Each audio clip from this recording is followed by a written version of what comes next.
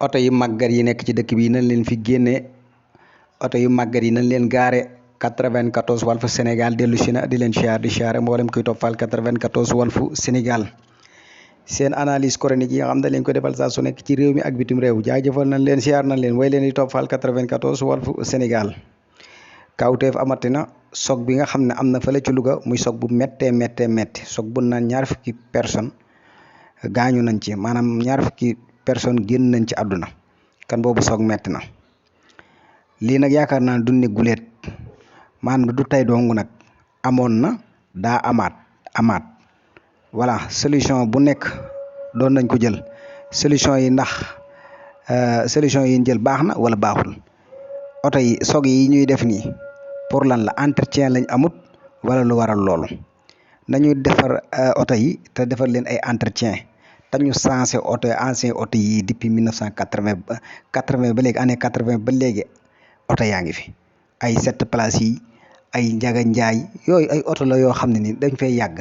nañu indi ay oto yu bees tàq jox ko chauffeur si ñu tegu ci tali bi di daw heure di wàcc heure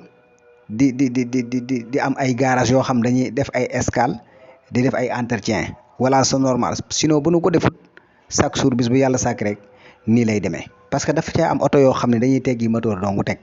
am na ci oto yoo xam ne ni wax dëgg yàlla waratut a daw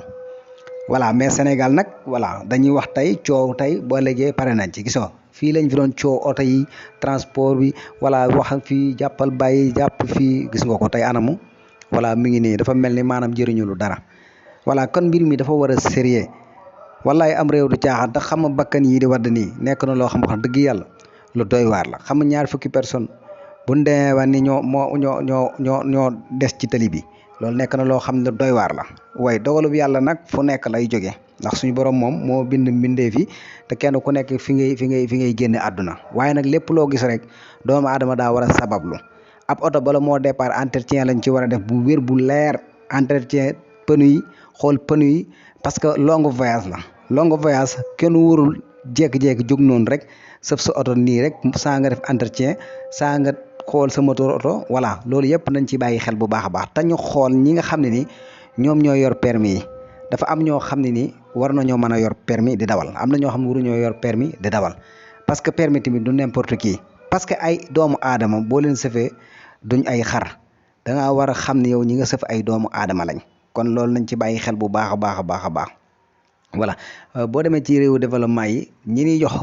permis yi dañ leen di xoolaat bu baax dañ leen di seetaat